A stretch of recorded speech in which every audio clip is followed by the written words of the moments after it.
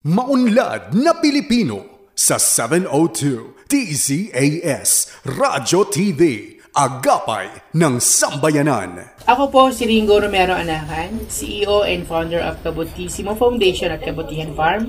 Makinig po kayo sa Maunlad na Pilipino radio program ng Department of Agriculture. Dito lamang sa 702 DZAS.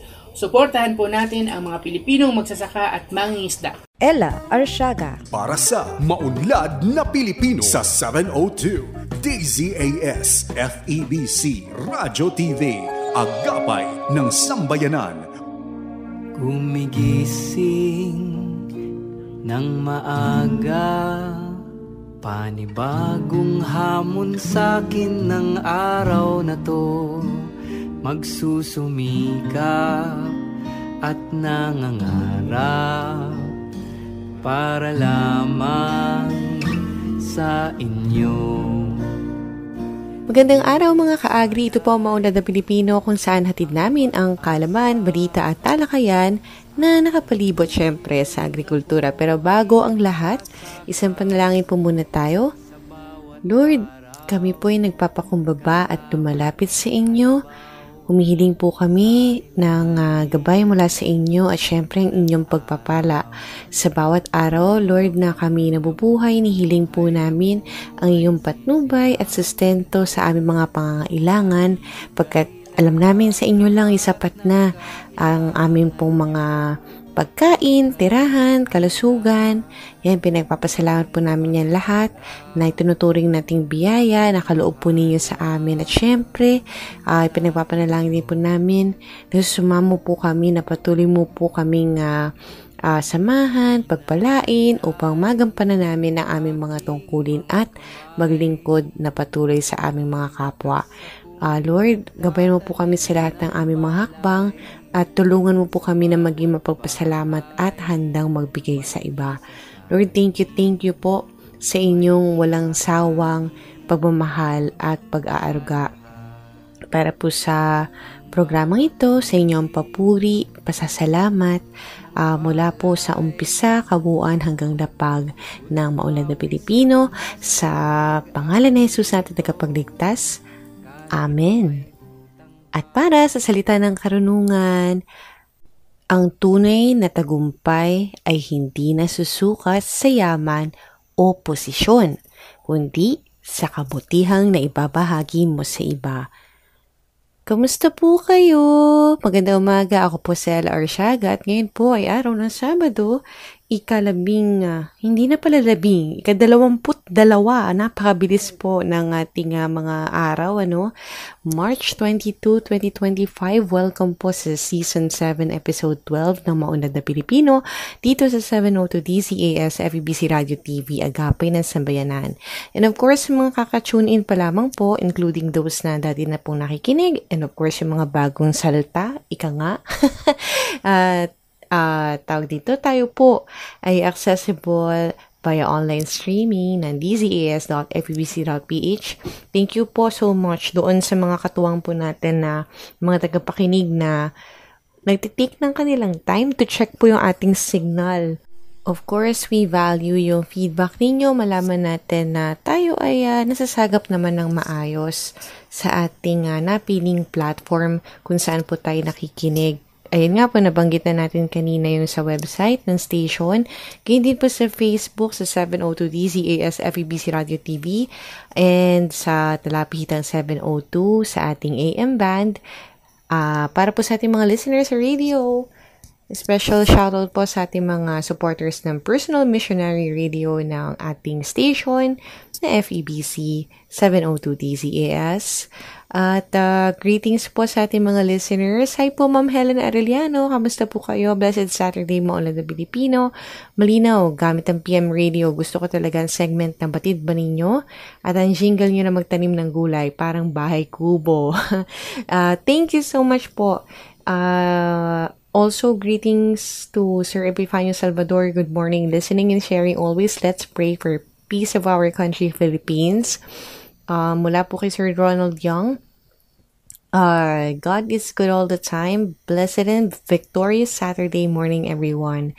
Good Saturday morning po, Ma'am Ella Arsiaga at sa lahat ng listeners ng Mauna na Pilipino. Mula po yan kay Ma'am Leonida Tela Sacada Rubio. At bumabati rin po na magandang umaga sila Ma'am Christy, Galicia Gaita, Sir Ramar Militar, Ma'am Josephine Reyes Uson. At nag-iwan din ng kanyang mensahe si Ma'am Dulce Alicante. Good morning po, Miss Ella, at sa mga farmcasters, mapagpalang araw sa inyo. Thank you so much po. And of course po, we welcome another segment, another episode na meron po tayong past na kumbaga friend na rin po ng ating ng program kasi nakasama na rin po natin siya in the previous episodes and some years back. And affiliated na po siya sa isang organisasyon na kung saan ay tinututukan po nila yung proyektong Climate Resilient Rice Farming. Ayan, sa Pangasinan sa norte po, no? At wala pong iba yan kung hindi si Sir or Dr. Rod Estigoy. Siya po ay tumatayong chief ng naturang organisasyon sa training and farmer field school. Yan. So, thank you po, Sir Rod, for reaching out to us and para po matulungan tayo mag-discuss tungkol sa teknolohiya ng alternate wetting and drying. Yan. Gaano ba ito kahalaga sa ating mga palayan? Paano po ito nakatutulong sa ating mga magsasaka? Depende po sa panahon, ano? And of course, special shoutout po sa ating kasamahan sa ating AMIA or yung ating mga climate resilient for agriculture na mga projects po. Sa information side po nito si Ma'am Joy Calvar Adarayan para po sa bahaging ito ng ating programa. And of course, mamaya po, bukod po dito sa ating panayam, tunghayan din ang Regions on the Go. Katuwang po natin dito yung mga binati na ating listeners na mga farmcasters. Ating kasama rin ang Philippine Rural Development Project para sa kanilang segment na Unlad Komunidad. Gain din si Binibining Ira Cruz ay may hatid sa atin na kaalaman sa ating Agri-Trivia segment na batid pa ninyo. Siyempre, hatid po namin yan sa inyo isang oras sa itik sa impormasyong ugnay sa agrikultura. At ngayon narito naman ang ating mga kasamahang farmcasters para sa Regions on the Go. Isinagawa ngayong 11 ng Marso sa Barangay Bunsuran First ang seminar tungkol sa rabies awareness, gender and development at mga serbisyo ng Integrated Laboratory Division. Ang aktibidad ay pinangunahan ng Department of Agriculture Regional Field Office 3, ILD, at nilahukan ng mga residente, opisyal ng barangay at iba pang stakeholders sa Bulacan. Layunin ng seminar na mapalawig ang kaalaman ng publiko hinggil sa rabies, antimicrobial resistance, food safety, at iba pang serbisyong inaalok ng ILD. Bago pa ang pagsisimula ng mga talakayan, isang pre-test ang sinagawan upang masukat ang kaalaman ng mga kalahok. Si Annie Balingit, Provincial Rabies Program Manager, ang unang tagapagsalita at tinalakay niya ang rabies sa tao, ang mga sanhi, sintomas, at paraan na pag-iwas dito. Sinundan siya ni Dr. Milagros Mananggit na nagbigay ng orientasyon ukol sa mga serbisyo ng Integrated Laboratory Division at Animal Rabies Control Program. Ipinaliwanag naman ni Dr. Joey Ong Tangco ang konsepto ng antimicrobial resistance at mga serbisyong inaalok ng Regional Animal Disease Diagnostic Laboratory. Tinalakay ni Janine Sumelo, Chemist 2, ang mga serbisyo ng Regional Soils Laboratory, kabilang ang pagsuri ng mga lupa upang mapahusay ang ani ng mga magsasaka. Samantala, binigyang diin ni Renz Arian Sikat ang mga batas na may kaugnay sa gender and development at mga programang ibinibigay ng Department of Agriculture upang suportahan ang sektor na ito. Si Mafay Bermundo, Admin Assistant 2, ay naglahad ng mahalagang impormasyon tungkol sa food safety at mga serbisyo ng Feed Chemical Analysis Laboratory upang matiyak ang kalidad ng mga pagkain. Samantala, ipinaliwanag ni Rosalyn Fulgencio, Science Research Specialist 1, ang biological control agents at mga serbisyong inaalok ng Regional Crop Protection Center upang mapanatili ang kaligtasan ng mga pananim laban sa mga peste at sakit. Matapos ang mga diskusyon, isang postes ang sinagawa upang matukoy ang mga natutunan ng mga lumahok. Sa tulong ng aktibidad na ito, masisiguro ang kaligtasan ng mga hayop, pananim at mamamayan laban sa mga sakit at panganib na maaaring makaapekto sa kanilang kabuhayan at kalusugan. upang matulungan ang mga local government units o LGUs na maging tagapagbalita ng kani-kanilang mga adikain at proyekto ay isinagawa ng Department of Agriculture, Agricultural Training Institute or DATI ang 3 araw na pagsasanay ng radio broadcasting. Dumalo sa naturang pagsasanay noong Marso 12 hanggang 14, 2025 ang 30 LGU partners sa iba't ibang bayan ng Caraga Region at isa nagmumula sa Akadim dito sa Butuan City. Ang mga partisipante ay tinuruan ng mga iba't ibang tips paano magsulat at magsagawa ng radio program sa pamamagitan ng mga lectures at workshop activities. Binisita rin ng mga participants ang broadcast studio ng DA Caraga upang makita ng personal ang mga equipment sa loob nito. Naging resource person sa naturang pagsasanay ay ang inyong tagapagbalita. Ayon kay Jason Hambak, Hipina Information Services Section ng ATI Caraga, ay maroon pang kasunod na batch ang sasailalim sa naturang pagsasanay dahil marami pa ang nagpahayag ng kanilang interest. Naniwala naman ang DATI na kahit sa makabagong panahon, nanatili pa rin ang radio na isa sa pinagkukunan ng balita at impormasyon gaya ng mga magsasaka, lalong-lalo na sa mga malalayong lugar, batay na rin sa kanilang isinasagawang pag-aaral. Mula sa Department of Agriculture, Caraga Region, ito si Aurel Arais, ang inyong tagapagbalita. Maunlad na Pilipino sa 702 DZAS Radyo TV, Agapay ng Sambayanan. Special thank you po sa ating mga assigned na mga regions para sa ating Regions on the Go. Abangan po ulit ito next episode natin. Of course, para po sa ating panayam, makakasama po natin si Dr. Rod Estigoy para po sa ating talakayan tungkol sa teknolohiya ng alternate wetting and drying. Ella Arsiaga. Para sa Maunlad na Pilipino sa 702 DZAS FEBC Radyo TV, Agapay ng Sambayanan. At para sa edisyong ito ng Maunlad na Pilipino, masaya po akong makasama ulit. Isa na po, hindi na po ito bago sa ating program. Welcome once more, but this time as the Chief Training and Farmer Field School Consultant po para sa Kreatura. Welcome po sa ating program, Dr. Rod Estigoy. Kamusta po kayo? Magandang umaga. Magandang umaga po sa ating mga tagapakinig at nandito ulit ako sa inyong pong programa. Welcome po and thank you for being with us. At for this edition, kumbaga ng ating usapan, ating pong tatalakayin ng isang teknolohiya na talaga nakatutulong po sa ating mga magsasaka. At ayan nga po ay dadaanan natin, pero bago yan, ipakilala lang po muna natin ano po ba ang ating tinatawag na kreatura? Ang kreatura ay isang investor dito sa Pilipinas. Nakabase ang aming pong opisina sa Tokyo, Japan. At ang project na ini-implement namin dito sa Pilipinas ay Climate Resilient Rice Farming in Pangasinan, Philippines. At ang aming pong kumpanya ay isang investor na tumatalakay o ano ng kanya expertise sa climate change, information technology at nagpe-finance to restore yung natural capital natin at ma-achieve din yung sustainable society. So, yan po ang aming pong opisina na i-implement ng project ngayon dito sa Pilipinas. Alright. So dito po sa ating mga tagapakinig, ang ating area of concentration, kagaya nga po na nabanggit po ni Doc Rod, ay sa Pangasinan. Doc, siguro ako bago lang din to sa akin lalo na siguro or some of our listeners or mga taga-subaybay.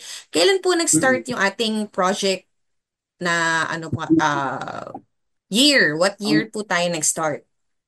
Okay. Nag-start ito nung dry season ng 2024. At nasundan ito, nag-roll out kami ng wet season 2024 at ngayon ay pang third season na namin, dry season ng 2025. Initially ay nag-start yung project sa Eastern Pangasinan at ngayon ay nag-roll out kami sa iba pang bayan ng Eastern Pangasinan.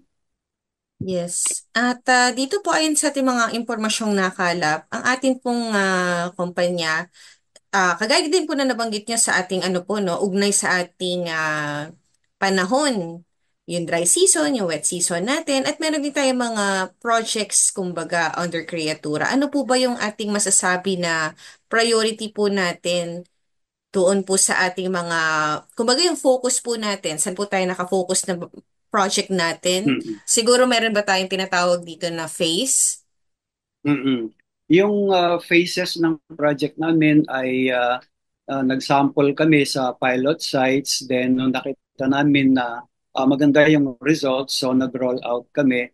At yung pilot sites na aming na na ipalaganap ang teknolohiya ay nakita namin yung mga benefits doon at ito yung sinusundan namin ngayon. For Mm-mm. example, yung mga magsasaka pag pinapalaganap ang alternate wetting and drying ay ito ay isang pamamaraan ng pagpapatubig. Una, nakakatipid ng tubig sa palayan at hindi nagdudulot ng pagbaba ng ani kasi ito ay isang teknolohiya na nasa liksik na ng International Rice Research Institute. At the same time, nasubukan na rin ito sa local ng Philippine Rice Research Institute. Mm-mm. At dito nga po no, nababanggit na natin yung sa mga DA families or Department of Agriculture families natin. Sino po yung parang kumbaga long-standing partner natin aside from these? Meron ba tayong, syempre may kaugnayan to sa tubig eh. So we're thinking Mm-mm. baka ano tayo kay like NINIA, National Mm-mm. Irrigation. Yes. Yes, oo. Mm-mm. Ella, ang aming counterpart dito, collaborator sa project, ay of course ang National Irrigators Association. Dahil ito ay nasa Region 1, yung area namin ay ang Pangasinan Irrigation Management Office, ang aming collaborator dito. So, dahil sila ang namamahala sa pagpapatubig ng mga palayan sa Pilipinas. Mm-mm. Nababanggit na po natin earlier yung ating tinatawag na AWT. Of course, sa mga magsasaka po natin na talagang nakaka-relate po sa ganitong terminolohiya, ito nga po yung sa Mm-mm. alternate wetting and drying. It's isang subok na paraan sa pamamahala ng tubig. Dok, bakit po Mm-mm. kaya mahalaga yung ano, yung ating pag-adopt sa AWT lalo na po sa mga sakahan natin? Mm-mm. Kasi unang-una, ito ay napaka noble na klase ng pamamaraan sa pamamahala ng tubig. Alam naman natin na minsan hindi sumasapat yung irrigation water sa mga systems natin dahil unang-una ang ating mga magsasaka sa Pilipinas ay nakasanayan yung madalas at malalim na pagpapatubig natin sa ating palayan. Yung nakagawian na to ay nag-aaksaya ng tubig at hindi kinakailangang magkaroon at hindi kailangan itong gawin na kasi tradition na ng magsasaka na ang pagpapatubig sa kanyang palayan ay tuloy-tuloy at wala siyang hindi sila nagdi-drain ng kanilang palayan.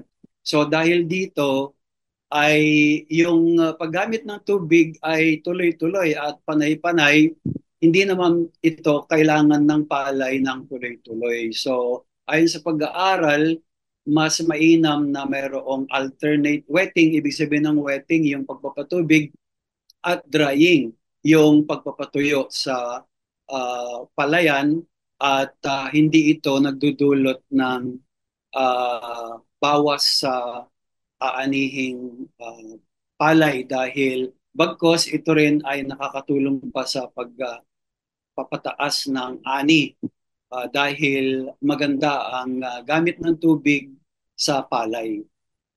Mm. Ayun po, dun sa binabanggit niyo, Dok, naalala ko tuloy yung experience ko, no? Ako po hindi eksperto, kaya ako'y mahalaga yung, siguro yung curiosity ko din, kumbaga. Sabi niyo nga po, Mm-mm. no, yung sa ating technique na to, hindi kailangan laging, kumbaga, diligan ng diligan yung palay, kasi mayroong ano yung parang ang sabi nga nila, diligan mo yung halaman, wag mong lunurin. Kung may ganun bang ano, 'di Oh. ba? So parang dito Mm-mm. nga po no, mahalaga yung isa sa mga ano natin, yung management talaga ng ating patubig kasi syempre, inaano din natin yung resources natin. 'Di ba po? Mm-mm. So At dito the nga same po, time, yes. Mm. Mm-mm. At the same time, Ella, ang alam kasi ng mga tao, ang palay ay parang aquatic plant. Hindi siya aquatic plant, kaya hindi niya kailangan ng tuloy-tuloy na napatubig all throughout the cropping season niya. Mm-mm. So, yun po, no? Siguro sa mga, masasabi natin, katuwang nating eksperto yung mga magsasaka natin. Pero para dun sa mga may hindi alam, no? Alam nyo na ngayon, ganun po siya. So, sa atin pong mga nasa negosyo po, syempre alam natin, ang agrikultura ay negosyo. Do, kakailanganin po ba Mm. ng karagdagang laan na siguro kapital o pera para po isagawa po yung ganitong klaseng teknolohiya? Mm.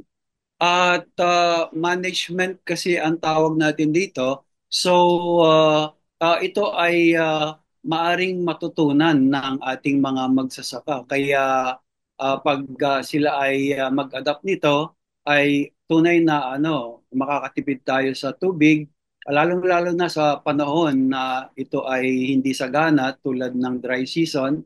At meron pang isang magandang effect, Ella, nito. Mababawasan ang greenhouse gas emission. Kasi yung tuloy-tuloy na pagpapatubig natin ay ito yung nag-focus ng malaking greenhouse gas emission sa pagpapalayan, lalong-lalo na yung methane gas na sinasabi na ito ang isa sa mga nagpo-pollute sa ating uh, atmosphere at siya nagko-contribute sa ating climate change. So, yung pag uh, na, na nararanasan natin ngayon na problema ng mundo. Mm. Ayun nga po, so magkakabit po talaga yung, kumbaga, judicious na paggamit ng mga resource natin. Mm-mm. Kasi hindi lang tayo yung, kumbaga, sabihin mo man, nagbabayad ka ng tubig no pagka may metro na ng tubig. Hindi siya sa ganun eh. Ito'y parang conscious na effort na meron tayong ambag din sa environment natin na in the same way, Mm-mm. naapektuhan din tayo. Kasi di ba nga, hindi naman natin kontrol. Actually, may way talaga, may ambag ang mga tao dun sa pagbabago ng klima natin. Pero yung the way na Mm-mm. sana, hindi tayo ambag doon sa ikasasama nito. Kasi nga Right. naapektuhan din yung mga pananim natin. So anyway, dito Mm-mm. po sa ating mga pagsasagawa nito, nandun na tayo sa pag-iisip na makatitipid ang ating mga magsasaka or anyone na nag-apply po ng ating teknolohiyang ito. Ano-ano po ba? Sige, nandun na tayo. Ano-ano yung mga dapat isaalang-alang para po maayos Mm-mm. itong maisagawa? Okay. Una nating tandaan na itong alternate wetting and drying ay isang water management technique at gusto nating itong masundan ng ating mga magsasaka. Sa amin pong pag-aaral at pagpapalaganap ng teknolohiya na ito sa mga magsasaka, ginagawa ito sa pamamagitan ng paglalagay ng isang tinatawag naming observation well. Yung observation well na ito ay hinuhukay at ibinabaon doon sa palayan para makita mo kung mamonitor mo yung water level sa palayan mo. At makikita mo doon sa observation well na bababa yung tubig at madidrain ito ng 15 centimeters below the ground.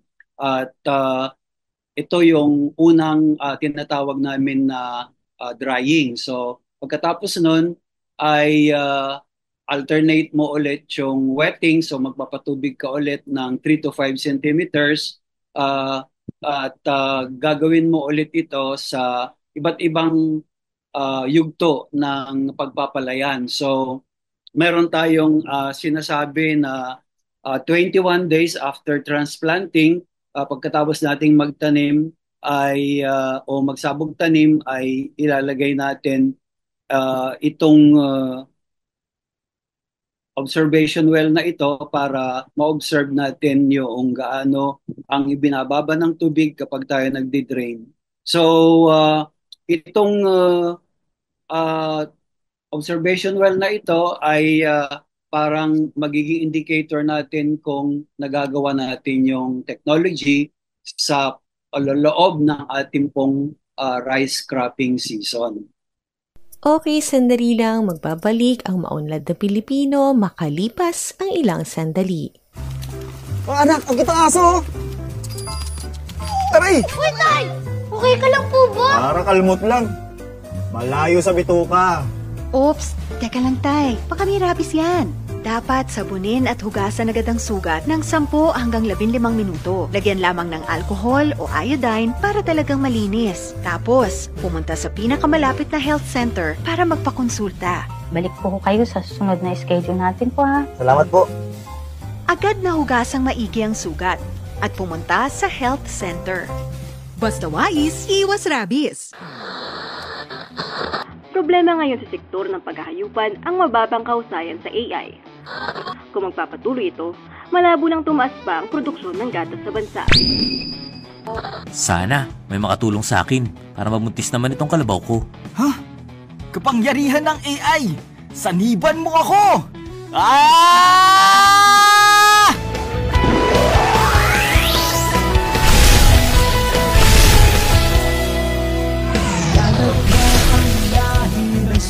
Huwag nang mabahala! Parating na ako! Ha? Super Guy? Salamat at tumating ka. Sa bisa ng kapangyarihan ng AI at ng aking husay, magbubuntis ka, kalabaw! Maraming salamat, Super Guy. Isa ka talaga maasahang kaibigan. Para sa mabisang AI, tawagin si Super Kai! Mataas na uri ng kalabaw sa bagong Pilipinas. Super Kai!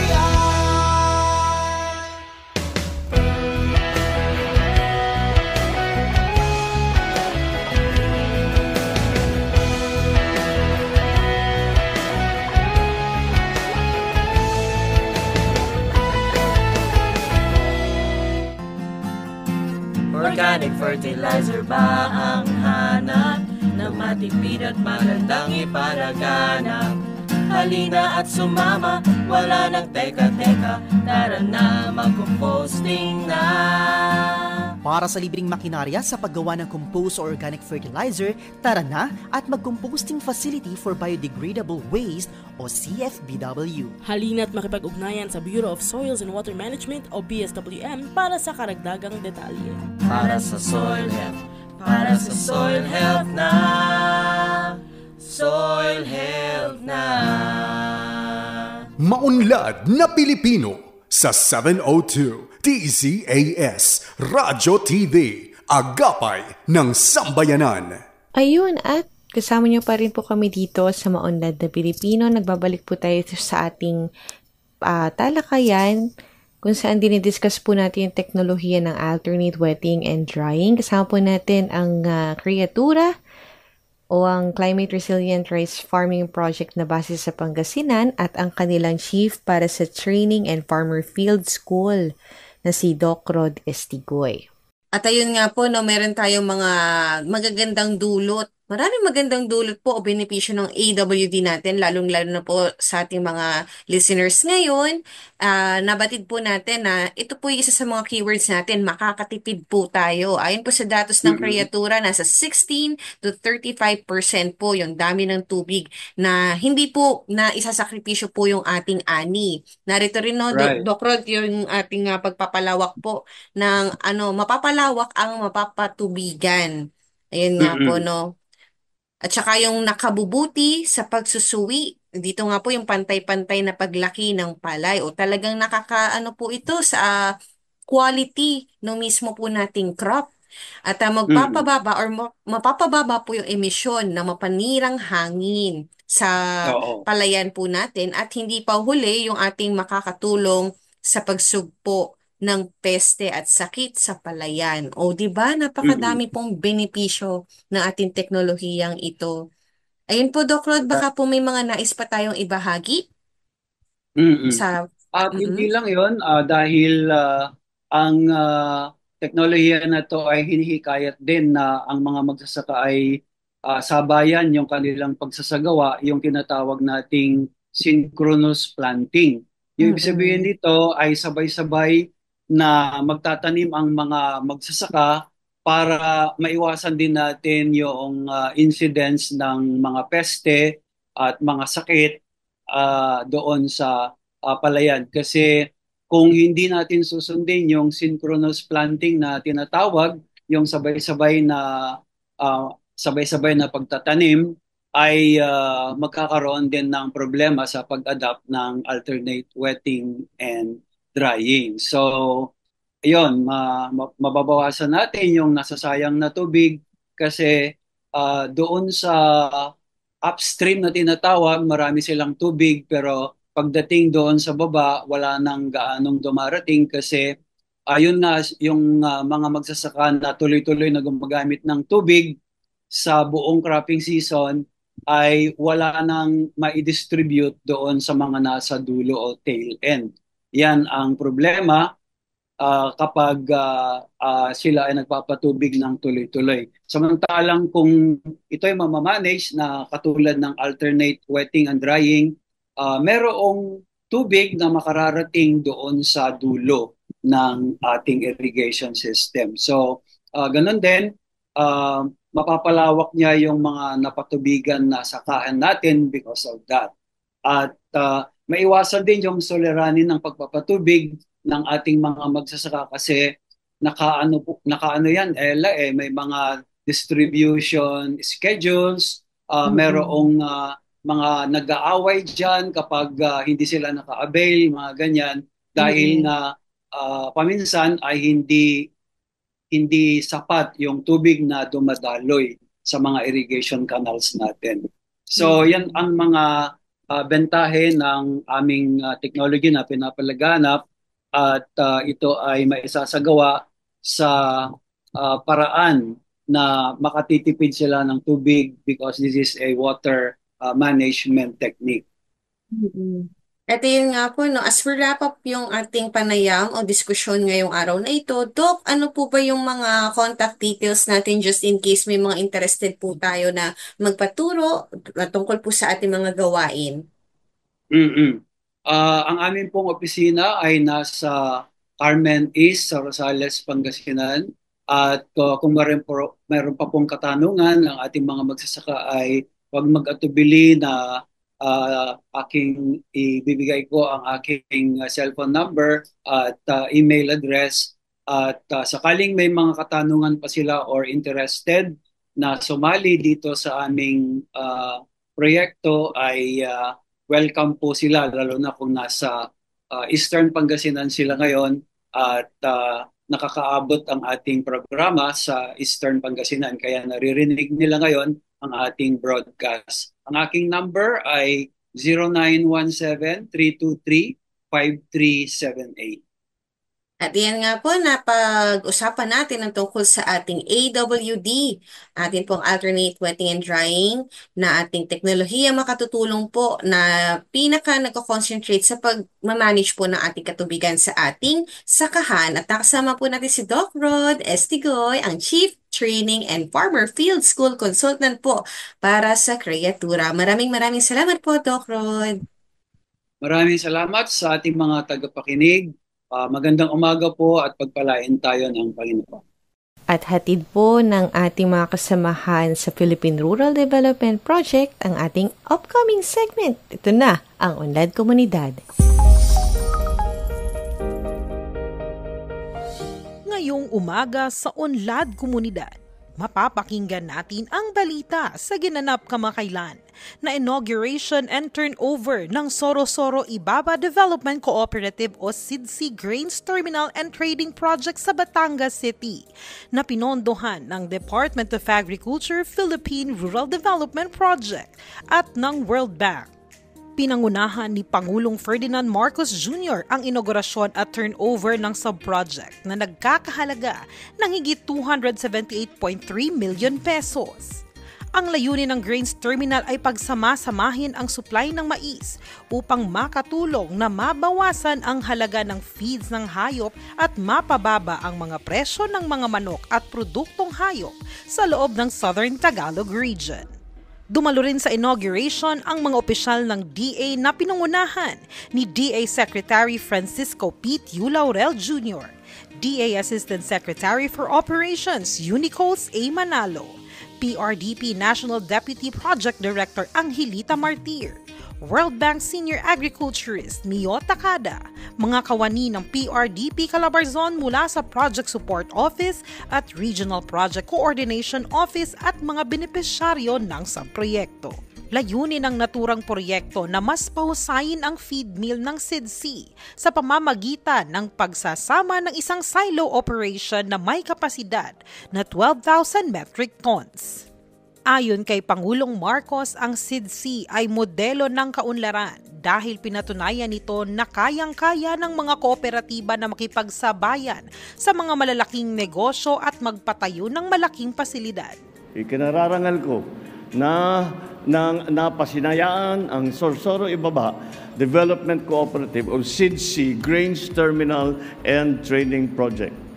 Sa pakikipag-ugnayan ng SIDC at Batangas City Local Government kasama ang Department of Agriculture Philippine Rural Development Project, isang mahalagang proyekto ang naisakatuparan natin.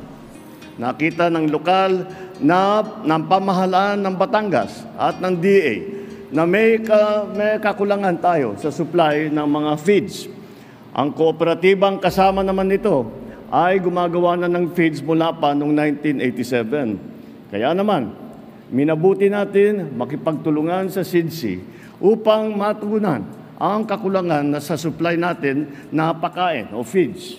Sa tulong ng DA at World Bank, nakapagpatayo tayo at ang SIDC ng higit 270 milyong pisong pasilidad. Nagsimula ang pagpapatayo ng naturang pasilidad noong ika-16 ng Hunyo noong nakaraang taon. At ito ay inaasahang malaking maitutulong sa sektor ng agrikultura. Ang bagong grains terminal ay magiging central hub sa lugar para sa yellow corn na pangunahing ginagamit sa produksyon ng feed ng hayop. Gamit ang kakayahang palakhi ng produksyon ng mais, ang proyekto ay nakahanda upang mabawasan ang tumataas na input cost, kung saan nakikinabang ang mga magsasaka ng baboy at manok, pati na rin ang producer ng mais. Sa kabuuhan, tinatayang 567 yellow corn farmers, hog raisers at poultry farmers ang direktang makikinabang sa proyekto. Ang proyekto ng PRDP ay sumisimbolo ng isang makabuluhang hakbang tungo sa pagpapabuti ng seguridad sa pagkain at pagpapanatili ng agrikultura sa bansa. Dahil ito ay nagpapakita ng kahalagahan ng public-private partnerships sa pagtutulak ng paglago ng sektor ng agrikultura. Para sa iba pang balita tungkol sa panibagong DA-PRDP Scale-Up, patuloy na makinig sa Unlad Komunidad, ang programa sa radyo ng Department of Agriculture, Philippine Rural Development Project. Enabling communities, expanding opportunities.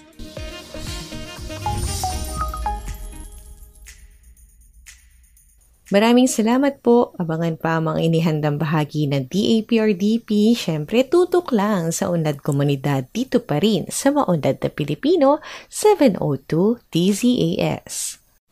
Ayan, at hangad po namin na mag-uwi po tayo ng panibagong kaalaman. Hatid po sa atin ang Agri-Trivia segment na ito ni Binibining Ira Cruz.